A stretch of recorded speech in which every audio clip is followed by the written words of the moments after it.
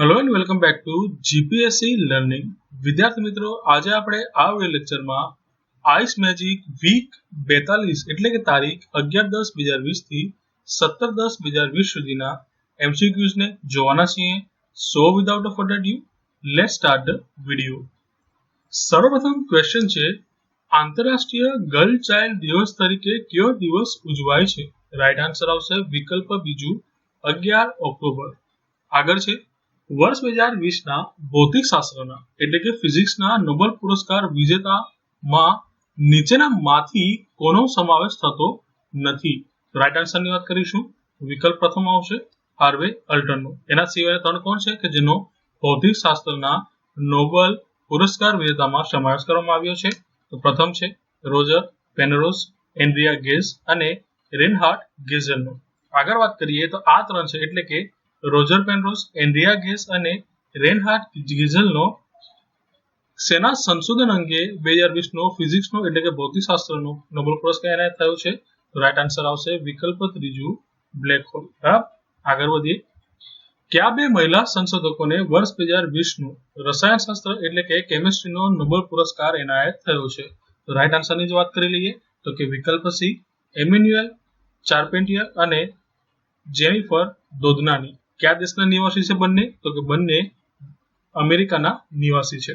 આગળ વાત કરીએ તો અમેરિકાના બે મહિલા સંશોધકો એમ્યુન્યુએલ ચાર્પેન્ટર અને જેનિફર દોદનાની શેની શોધ માટે વર્ષ 2020ના રસાયણશાસ્ત્ર એટલે કે કેમિસ્ટ્રીનો નોબેલ પુરસ્કાર એનાયત થયો છે?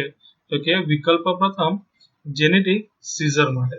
આગળ વાત કરીએ, હાર્વે અલ્ટર, માઇકલ હ્યુટન અને ચાર્લ્સ રાઇઝને વર્ષ 2020નો કયો નોબેલ પુરસ્કાર એનાયત થયો છે? તો રાઈટ આન્સર આવશે વિકલ્પ સી ચિકિત્સા અને શરીર વિજ્ઞાન અંગેનો. હવે શેની શોધ માટે આપવામાં આવ્યું છે આ ત્રણને? તો કે વિકલ્પ સી આવશે હેપેટાઇટિસ સી માટે. બરાબર, આગળ વાત કરીએ તો વર્ષ 2020નો સાહિત્યનો નોબેલ પુરસ્કાર કોને એનાયત થયો છે?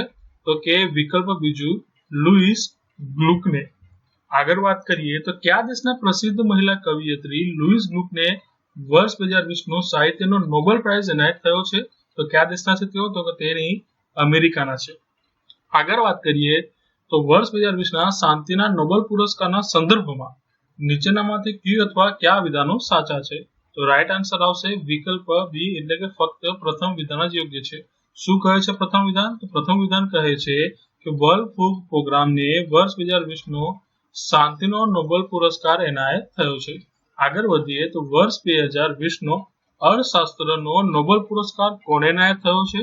તો કે વિકલ્પ પ્રથમ કોણ છે? તો કે પોલ મિલગ્રોમ અને રોબર્ટ વિલ્સનને. અહીં આ જે પોલ મિલગ્રોમ અને રોબર્ટ વિલ્સનને 2020નો અર્થશાસ્ત્ર નોબેલ પુરસ્કાર એનાયત થયો છે તેઓ કયા દેશના છે તેવો ક્વેશ્ચન આવે તો કે વિકલ્પ ડી અમેરિકાના છે. આગળ વાત કરીએ તો સાહિત્યનો નોબેલ પુરસ્કાર કોના દ્વારા એનાયત થાય છે? બરાબર, કોને એનાયત થયું છે નહીં, કોના દ્વારા એનાયત થાય છે? તો આ એનાયત થાય છે વિકલ્પ સી સ્વીડિશ એકેડમી દ્વારા. બરાબર, સાહિત્ય એટલે કે સ્વીડિશ એકેડમી.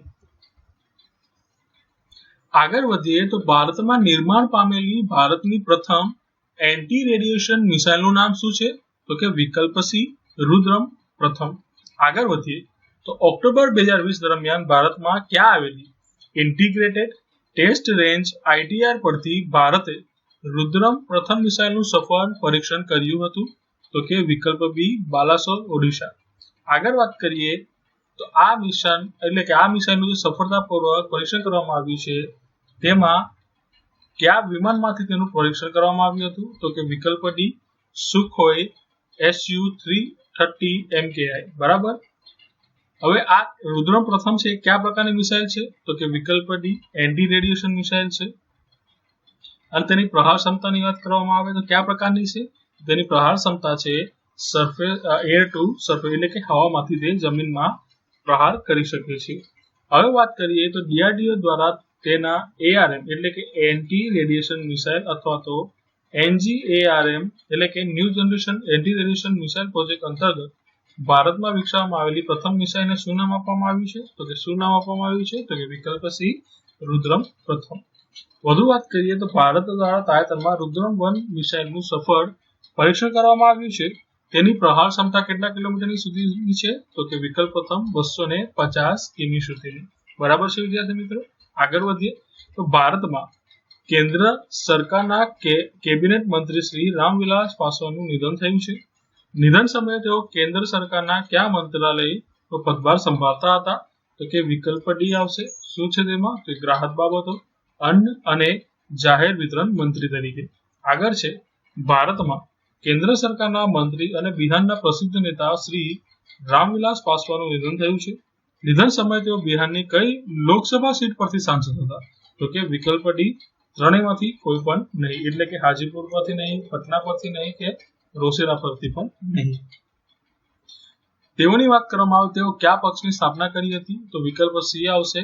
લોક જનશક્તિ પાર્ટીની રચના રામવિલાસ પાસવાન દ્વારા કરવામાં આવી હતી. આગળ વધીએ તો આંતરરાષ્ટ્રીય આપત્તિ નિવારણ દિવસ એટલે કે international day four disaster reduction તરીકે કયો દિવસ ઉજવાય છે? તો વિકલ્પ સી આવશે 13 ઓક્ટોબર. આગળ વધીએ તો Ookla speed test global index દ્વારા પ્રસિદ્ધ થયેલા global mobile internet speed ranking 2020માં વિશ્વના 138 દેશોમાં ભારત કયા ક્રમે છે? તો કે વિકલ્પ ડી આવશે 131માં ક્રમે. અહીં પ્રથમ ક્રમે આ ઓકલા સ્પીડ ટેસ્ટમાં કોણ આવ્યું છે તેની વાત કરીએ તો વિકલ્પ સી આવશે સાઉથ કોરિયા. આગળ છે અહીં આ જે 138 દેશોની યાદી જાહેર કરવામાં આવી છે, કેના દ્વારા યાદી જાહેર કરવામાં આવી છે? તો કે ઓકલા સ્પીડ ટેસ્ટ ગ્લોબલ ઇન્ડેક્સ દ્વારા. તેમાં 138માં ક્રમે કયો દેશ છે? તો કે વિકલ્પ બી આવશે અફઘાનિસ્તાન. આગળ વધીએ તો Ookla speed test global index દ્વારા સપ્ટેમ્બર 2020ના ડેટાને આધારે પ્રસિદ્ધ થયેલા global fixed broadband internet speed રેન્કિંગમાં વિશ્વના 175 દેશોમાં ભારત કયા ક્રમે છે? તો વિકલ્પ બી આવશે 70માં ક્રમે. આગળ વધીએ ભારતમાં કઈ સંસ્થા દ્વારા જારી કરાયેલા આદેશ અનુસાર ભૂગર્ભ જળમાંથી મેળવેલા પીવાના પાણીનો બગાડ હવે સજાને પાત્ર ગુનો બનાવશે? તો કે વિકલ્પ ડી આવશે central ground water authority CGWA દ્વારા. આગળ વધીશું. CGWA દ્વારા જારી કરવામાં આવેલા આદેશ અનુસાર ભારતમાં ભૂજળમાંથી મેળવેલા પીવાના પાણીના બગાડ માટે કઈ સજા થઈ શકશે? તો કે વિકલ્પ ડી આવશે. શું કહે છે તે અંતર્ગત? તો કે ₹1 લાખનો દંડ આપી શકાય અથવા અને 5 વર્ષની કેદની સજાની જોગવાઈ છે. આગળ વધીએ તો પ્રોજેક્ટ લાયન અંતર્ગત સિંહોના સ્થળાંતર માટે ભારતના કયા 3 રાજ્યના સંભવિત 6 સ્થળોની પસંદગી કરવામાં આવી છે? તો વિકલ્પ બી આવશે. શું આવશે એમાં? તો કે ગુજરાત છે, એક રાજસ્થાન છે અને એક મહારાષ્ટ્ર છે. આગળ વાત કરીએ તો ભારતમાં સિંહોના સ્થળાંતર માટે પસંદ કરાયેલા સંભવિત 6 સ્થળોમાં ગુજરાતના કયા સ્થળનો સમાવેશ થાય છે? તો કે વિકલ્પ સી આવશે જેસોર બાલારામ. આગળ વાત કરીએ ભારતમાં સિંહોના સ્થળાંતર માટે પસંદ કરેલા સંભવિત 6 સ્થળોમાં રાજસ્થાનના કયા સ્થાનનો સમાવેશ થાય છે? તો કે વિકલ્પ ડી આવશે. ઉપરોક્ત તમામ કોણ કોણ? તો કે સીતા માતા અભયારણ્ય, મુકુંદરા હિલ્સ નેશનલ પાર્ક અને કુંભલગઢ અભયારણ્ય. આગળ વધીએ ભારતમાં સિંહોના સ્થળાંતર માટે પસંદ થયેલા સંભવિત 6 સ્થળોમાં કયા રાજ્યના માધવ નેશનલ પાર્ક તથા ગાંધી સાગર અભયારણ્યનો સમાવેશ થયો છે? તો કે વિકલ્પ બી આવશે મધ્ય પ્રદેશ. આગળ છે આંતરરાષ્ટ્રીય ઈ વેસ્ટ દિવસ તરીકે કયો દિવસ ઉજવાય છે? તો કે વિકલ્પ સી 14 ઓક્ટોબરના રોજ. આગળનો ક્વેશ્ચન છે વિશ્વ માનક દિવસ અથવા તો વર્લ્ડ સ્ટાન્ડર્ડ્સ ડે તરીકે કયો દિવસ ઉજવાય છે? તો કે વિકલ્પ સી 14 ઓક્ટોબર. ફ્રેન્ચ ઓપન 2020માં મેન સિંગલ ટાઇટલ વિજેતા ટેનિસ ખેલાડીનું નામ શું છે? તો કે વિકલ્પ ડી રાફેલ નડાલ. આગળ વાત કરીએ તો ફ્રેન્ચ ઓપન ટેનિસ ટુર્નામેન્ટમાં સૌથી વધુ 13 વખત સિંગલ ટાઇટલ વિજેતા શ્રી રાફેલ નડાલ કયા દેશનું છે? તો તેઓ વિકલ્પ પ્રથમ સ્પેનના છે. આગળ વાત કરીએ તો આજ એટલે કે ફ્રેન્ચ ઓપન 2020 માટે વિમેન સિંગલ ટાઇટલ વિજેતા ખેલાડી કોણ છે? તો કે વિકલ્પ બીજું ઈગા સ્વિઆટેક. આગળ વાત કરીએ તો ફ્રેન્ચ ઓપન 2020માં વિમેન સિંગલ ટાઇટલ વિજેતા ઈગા સ્વિઆટેક આ ટાઇટલ જીતનારા કયા દેશના પ્રથમ ખેલાડી બની ગયા છે? તો કે વિકલ્પ ડી આવશે. તેઓ પોલેન્ડના પ્રથમ ખેલાડી બની ગયા છે.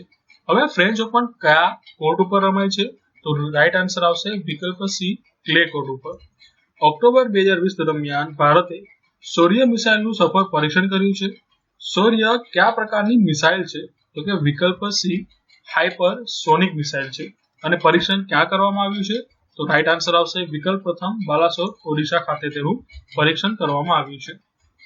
હવે તેની પ્રહાર ક્ષમતાની વાત કરી લઈએ તો કયા પ્રકારની પ્રહાર ક્ષમતા છે? તો કે વિકલ્પ સી આવશે જમીનથી જમીનની તેની પ્રહાર ક્ષમતા છે. બરાબર છે. વધુ વાત કરીએ તો ભારતમાં કઈ મિસાઇલને આધારે સૌર્ય મિસાઇલનું નિર્માણ કરવામાં આવ્યું છે? તો રાઈટ આન્સર આવશે વિકલ્પ સી સાગરિકા મિસાઇલના આધારે સૌર્ય મિસાઇલનું પરીક્ષણ કરવામાં આવ્યું છે કે જે જમીનથી જમીન પ્રહાર કરતી અને બાલાસોર ઓડિશા ખાતે તેનું સફળ પરીક્ષણ કરવામાં આવનાર હાઇપરસોનિક મિસાઇલ છે. બરાબર છે. આગળ વધીએ. ભારતમાં વિશ્વ વિદ્યાર્થી દિવસ તરીકે કયો દિવસ ઉજવાય છે? રાઈટ આન્સર આવશે વિકલ્પ સી 15 ઓક્ટોબરના રોજ. હવે ભારતમાં કોના જન્મદિને 15 ઓક્ટોબર વિશ્વ વિદ્યાર્થી દિવસ તરીકે ઉજવાય છે? તો કે ભારતના ભૂતપૂર્વ રાષ્ટ્રપતિ એવા ડોક્ટર એપીજે અબ્દુલ કલામના આધારે. આગળ વાત કરીએ તો યુનાઇટેડ નેશન્સ દ્વારા આંતરરાષ્ટ્રીય ગ્રામીણ મહિલા દિવસ અથવા તો international day of rural woman તરીકે કયો દિવસ ઉજવવામાં આવે છે? તો કે વિકલ્પ સી આવશે 15 ઓક્ટોબર. આગળ છે ગ્લોબલ હેન્ડ વોશિંગ ડે તરીકે કયો દિવસ ઉજવાય છે? તો કે વિકલ્પ સી 15 ઓક્ટોબર. આગળના ક્વેશ્ચનની વાત કરીએ. ઓક્ટોબર 2020 દરમિયાન ભારતે કયા સ્વદેશી ડ્રોનનું સફળ પરીક્ષણ કર્યું છે? તો કે વિકલ્પ બી રુસ્તમ 2. હવે ભારતમાં જે આ સ્વદેશી ડ્રોન રુસ્તમ 2 નું પરીક્ષણ કરવામાં આવ્યું છે તે ક્યાં ખાતે પરીક્ષણ કરવામાં આવ્યું છે? તો કે વિકલ્પ બી આવશે ચાલકેર એરોનોટિકલ ટેસ્ટ રેન્જ ચિત્રદુર્ગ કર્ણાટક ખાતે. હવે ભારતે તાજેતરમાં રુસ્તમ 2 નું સફળતાપૂર્વક પરીક્ષણ કર્યું છે. આ રુસ્તમ 2 શું છે? તો કે વિકલ્પ બી આવશે યુએવી એટલે અનમેન્ડ એરિયલ વ્હીકલ. આગળ વાત કરીએ. ભારતીય અર્થતંત્રમાં માંગને પ્રોત્સાહન આપવા માટે કેન્દ્ર સરકારે ઓક્ટોબર 2020 દરમિયાન ભારતમાં કેટલા રૂપિયાના આર્થિક પેકેજની જાહેરાત કરી છે? તો કે વિકલ્પ સી 73,000 કરોડ રૂપિયાની. આગળ વાત કરીએ તો કોરોના મહામારીની સ્થિતિમાં ભારતમાં માંગમાં વધારો કરવા ઓક્ટોબર 2020 દરમિયાન કેન્દ્ર સરકારે કઈ યોજનાની જાહેરાત કરી? તો કે વિકલ્પ પ્રથમ આવશે 1 અને 2. એકમાં છે એલટીસી કેશ વાઉચર યોજના અને સેકન્ડ છે સ્પેશિયલ ફેસ્ટિવલ એડવાન્સ યોજના. આગળનો ક્વેશ્ચન છે કેન્દ્ર સરકારે જાહેર કરેલી એલટીસી કેશ વાઉચર યોજનાના સંદર્ભમાં નીચેનામાંથી કયું અથવા કયા વિધાનો સાચા છે? રાઈટ આન્સરની વાત કરી લઈએ તો વિકલ્પ સી આવશે. વિકલ્પ બીજું અને ત્રીજું સાચું છે. એટલે કે વિધાન 2 અને 3 યોગ્ય છે. વિધાન 2 શું કહે છે? તો કે કર્મચારીઓએ એલટીસી કેશ વાઉચરનો 31 માર્ચ 2021 સુધીમાં ઉપયોગ કરવાનો રહેશે. એલટીસી કેશ વાઉચર માટે કેન્દ્ર સરકાર રૂપિયા 5,675 કરોડ ખર્ચશે. બરાબર. આ બંને વિધાનો યોગ્ય છે. આ અયોગ્ય છે જે પ્રથમ છે તે. આગળ વધીએ તો ભારતમાં કેન્દ્ર સરકારે તાજેતરમાં એલટીસી કેશ વાઉચર યોજનાની જાહેરાત કરી છે. આ યોજનાનું પૂરું નામ શું છે? તો પૂરું નામ છે લીવ ટ્રાવેલ કન્સેશન. આગળ વાત કરીએ તો આ કેન્દ્ર સરકારે જાહેર કરેલી સ્પેશિયલ ફેસ્ટિવલ એડવાન્સ યોજના અંતર્ગત કેન્દ્ર સરકારના કર્મચારીઓને વિના વાજે કેટલા રૂપિયા ફેસ્ટિવલ એડવાન્સ તરીકે મળશે? તો કે વિકલ્પ બી આવશે 10,000. આગળ વાત કરીએ તો સ્પેશિયલ ફેસ્ટિવલ એડવાન્સ સ્કીમ અંતર્ગત ભારતમાં કેન્દ્ર સરકાર કેટલા રૂપિયાનો ખર્ચ કરશે? તો કે વિકલ્પ પ્રથમ આવશે 4,000 કરોડનો. મૂડી ખર્ચ એટલે કે કેપિટલ એક્સપેન્ડિચર માટે રાજ્યો માટે વિશેષ સહાય અંતર્ગત કેન્દ્ર સરકાર રાજ્યોને રૂપિયા 12,000 કરોડના મૂડી ખર્ચ માટે કેટલા વર્ષ માટે વિના વ્યાજે લોન આપશે? તો કે વિકલ્પ સી 50 વર્ષ માટે. આગળનો ક્વેશ્ચન છે ઓક્ટોબર 2020 દરમિયાન ભારતમાં કેન્દ્ર સરકારે વર્ષ 2020 અથવા તો નાણાકીય વર્ષ 2020-21 દરમિયાન બજેટ ખર્ચ ઉપરાંત વધારાના કેટલા રૂપિયા ખર્ચ કરવાની જાહેરાત કરી છે? તો કે વિકલ્પ પ્રથમ 25,000 કરોડ. ઓક્ટોબર 2020 દરમિયાન ભારતમાં કેન્દ્ર સરકારે જાહેર કરેલા વિશેષ આર્થિક પેકેજને કારણે ભારતમાં ક્યાં સુધીમાં રૂપિયા 73,000 કરોડની નવી માંગ સર્જાશે? તો કે વિકલ્પ સી 31 માર્ચ 2021 સુધીમાં. આગળ વધીએ તો વિશ્વ ખાદ્ય દિવસ તરીકે કયો દિવસ ઉજવાય છે? તો કે વિકલ્પ બીજું 16 ઓક્ટોબર. વિશ્વ એનેસ્થેસિયા દિવસ તરીકે કયો દિવસ ઉજવાય છે? તો કે વિકલ્પ B 16 October. Foundation for environmental education FEE દ્વારા ભારતના કેટલા બીચને બ્લુ ફ્લેગ સર્ટિફિકેટ આપવામાં આવ્યા છે? તો કે વિકલ્પ બી 8. ફાઉન્ડેશન ફોર એન્વાયરમેન્ટલ એજ્યુકેશન દ્વારા ગુજરાતના કયા બીચને બ્લુ ફ્લેગ સર્ટિફિકેટ આપવામાં આવ્યું છે? તો કે વિકલ્પ સી શિવરાજપુર. આગળનો ક્વેશ્ચન છે, ગુજરાતના કયા પ્રસિદ્ધ ગાયિકાના નિધન પ્રસંગે શ્રદ્ધાંજલિ આપતા ભારતના વડાપ્રધાન શ્રી નરેન્દ્રભાઈ મોદીએ તેમને ગુજરાતી સુગમ સંગીતના શિરોમોર ગાયિકાનું ઉપમાન આપ્યું હતું? તો કે વિકલ્પ ડી કૌમુદિની મુનશીના નિધન વખતે. હવે આ જે કૌમુદિની મુનશીનું નિધન થયું છે તેમનો જન્મ ક્યાં થયો હતો? તો કે વિકલ્પ ડી ઉપરોક્ત ત્રણેયમાંથી કોઈ જગ્યાએ નહીં, એટલે કે વડનગર નહીં, વિસનગર નહીં અને ભાવનગર પર નહીં.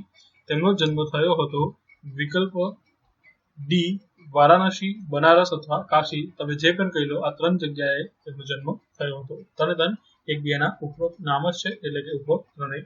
આગળ વધીએ તો નાઇટિંગેલ ઓફ ગુજરાત અથવા તો ગુજરાતની કોકિલા તરીકે પ્રસિદ્ધ કયા મહિલા ગાયિકાનું તાજેતરમાં નિધન થયું છે?